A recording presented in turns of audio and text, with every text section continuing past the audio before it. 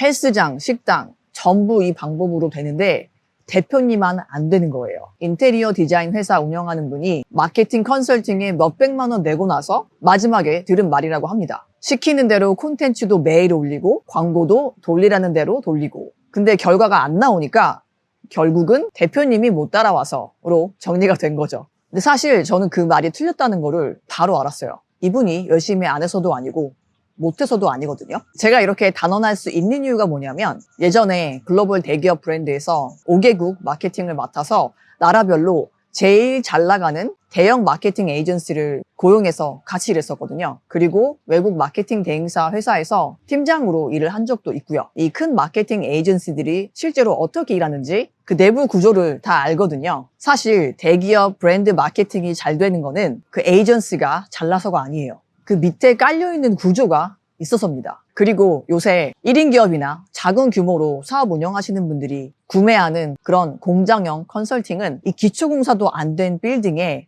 벽지부터 바르려고 하는 거랑 똑같습니다. 그래서 이 위에 아무리 잘 꾸며도 이 밑에서 제대로 받쳐주는 게 없으면 그냥 무너집니다. 오늘 이 밑에 깔려야 되는 게 뭔지 정확하게 이 영상에서 보여드릴게요. 이거 하나만 제대로 이해하셔도 콘텐츠랑 광고 때문에 스트레스 받는 일이 없어집니다. 먼저 마케팅 에이전시가 실제로 하는 일이 뭔지부터 이야기해 볼게요. 한마디로 증폭이에요. 콘텐츠랑 광고로 메시지를 크게 퍼뜨리는 겁니다. 근데 여기서 중요한 게 하나 있어요. 에이전시는 무엇을 누구에게 팔지를 정해주지 않아요. 그건 이미 정해져 있다고 치고 그대로 받아서 그냥 퍼뜨리기만 하는 거예요. 그래서 에이전시는 증폭기지 전략가가 아닙니다. 그렇기 때문에 대기업 브랜드에는 이게 오히려 잘 통해요. 자, 큰 회사들은 이 세 가지가 이미 있습니다. 이 세 가지 오늘 계속 나오니까 기억해 두시고요. 자, 첫 번째, 예산. 광고를 돌리면 절반은 그냥 낭비돼요. 근데 큰 회사는 그 낭비를 감당할 돈이 있습니다. 왜냐하면 나머지 절반만 제대로 맞아도 남는 장사니까요. 그 다음에 두 번째, 알려진 이름입니다.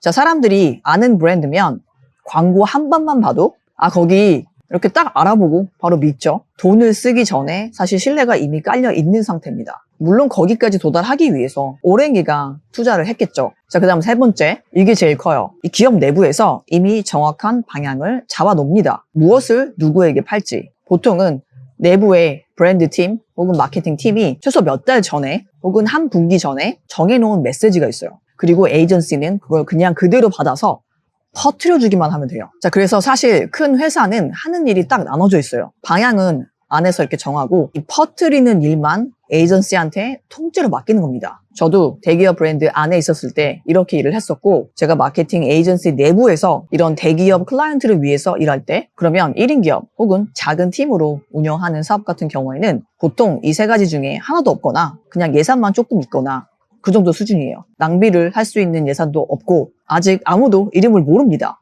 그리고 제일 중요한 거, 무엇을 누구에게 어떻게 팔지 제대로 정해져 있지 않은 상태입니다. 그리고 사실 대부분의 작은 사업체는 에이전시한테 통째로 이렇게 맡길 그런 예산이 없어요. 그래서 대신 이거 네가 직접 다 해라 이렇게 가르치는 공장형 컨설팅을 사요. 큰 회사는 에이전시한테 맡겨서 바로 증폭을 하는데, 작은 사업은 대표님이나 직원이 직접 증폭기가 되는 거죠. 근데 문제는 똑같아요. 정해진 게 없는데 그거를 크게 퍼뜨리면은 그냥 흐릿한 게 시끄러질 뿐입니다. 그냥 노이즈만 늘어나는 거예요. 자, 그래서 무슨 일이 벌어지냐? 공장형 컨설팅을 받으면 어떻게 되는지 제가 실제로 보여드릴게요.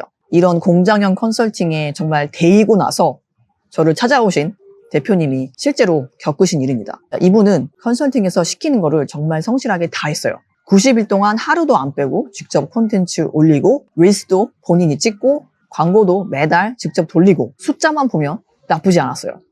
조회수도 좀 나오고 팔로워도 늘었고. 근데 문제는 가장 중요한 숫자가 움직이지 않았습니다. 뭐냐? 바로 결제, 매출이죠. 자, 그래서 매출은 안 나오는데 광고비는 계속 나가니까 이제 너무 부담이 돼서 광고를 한 달 중단했다고 합니다. 근데 그달 문의가 0건이었어요. 그래서 90일 동안 뭔가 열심히 이렇게 쌓았다고 생각을 했는데 사실은 쌓였던 게 아니라 돈으로 잠깐 빌린 거였어요. 자, 광고가 돌 때만 잠깐 문의가 들어왔다가 그냥 끄면은 그냥 즉시 사라지는 거죠. 이게 큰 회사면은 문제가 안 돼요. 왜냐? 예산이 있으니까 매출이 즉각 안 올라가도 광고를 웬만하면 안 끕니다. 그리고 브랜드가 알려져 있기 때문에 잠재 고객들이 어느 정도 믿음이 있어요. 근데 작은 비즈니스 같은 경우에는 이 낭비를 그냥 그대로 다 뒤집어 씁니다. 광고를 끄는 순간 모든 게 다 0으로 돌아가고 콘텐츠도 너무 똑같이 생긴 콘텐츠가 이미 시장에 수천 개, 수만 개 깔린 상태라서 그냥 바로 묻혀요. 물량으로는 큰 회사 절대 못 이깁니다. 왜냐? 큰 회사는 에이전시가 붙어가지고 그냥 통째로 뽑아내니까 싸울 수가 없습니다. 작은 회사가 큰 회사랑 물량 싸움을 하려고 하면은 시작부터 질 수밖에 없는 게임을 하는 거죠. 자, 그러면 작은 회사는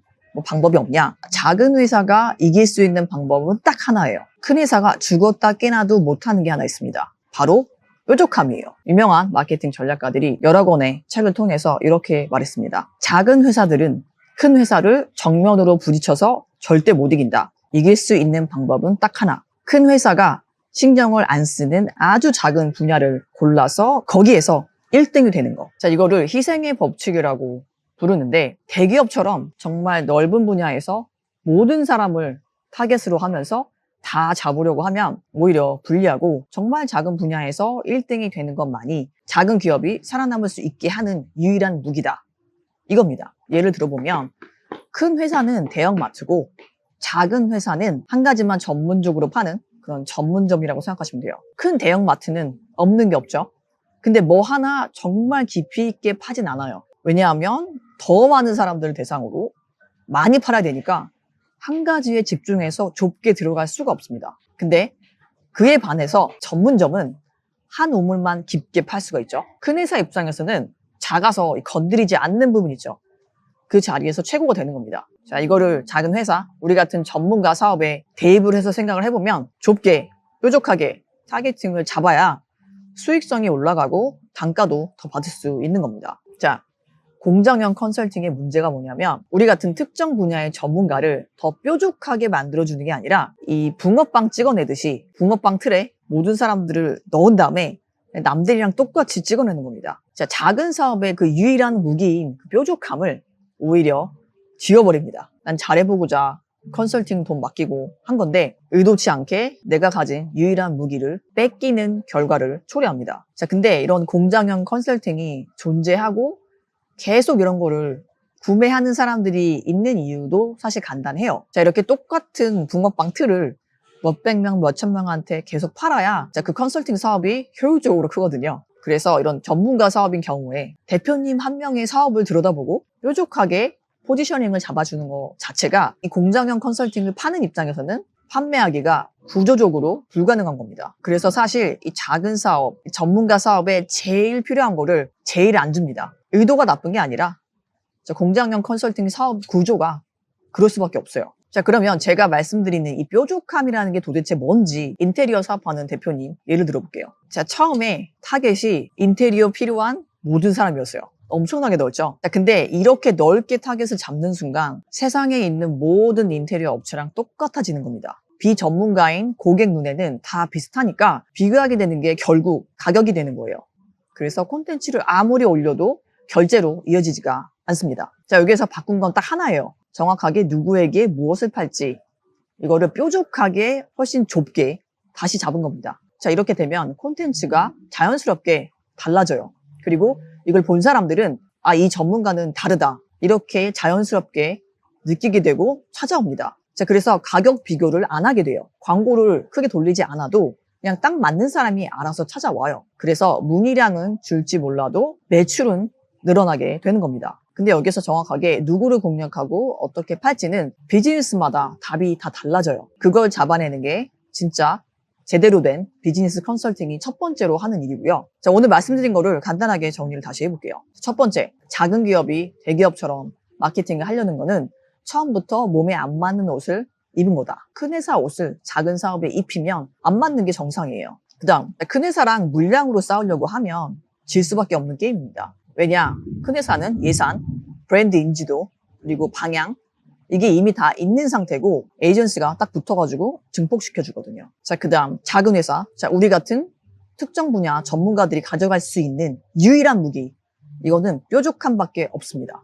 이거는 큰 회사가 죽어도 못하는 거예요. 이 부분을 꼭 기억하시고 정확하게 누구한테 뭘 어떻게 팔아야 될지 이거는 에이전시가 정해질 수 있는 부분이 아닙니다. 자, 그동안 에이전시 고용해서 콘텐츠 열심히 만들고 광고를 아무리 돌려도 진짜 매출과 순이익이 성장하지 못했던 이유, 이제 이해가 가실 겁니다. 자, 그래서 이거 하나를 제대로 잡으면 게임이 완전히 바뀝니다. 자, 이게 뭐 에이전시가 됐건 공장형 컨설팅이 됐건 내 무기가 뭔지를 정확하게 이해를 하고 그 무기에 나를 세우셔야 됩니다. 정리하자면 이 대기업을 위한 마케팅을 작은 회사에 그대로 입히면 안 통하는 게 정상이에요. 자, 여러분이 부족해서가 아니라 처음부터 몸에 안 맞는 옷이었어요. 대기업 같은 예산도 팀도 알려진 이름도 없이 대기업에 맞는 그런 전술을 똑같이 가져다 쓰면 그냥 낭비만 다 뒤집어 쓰는 겁니다. 근데 큰 대기업이 죽어도 하지 못하는 게 딱 하나 있습니다.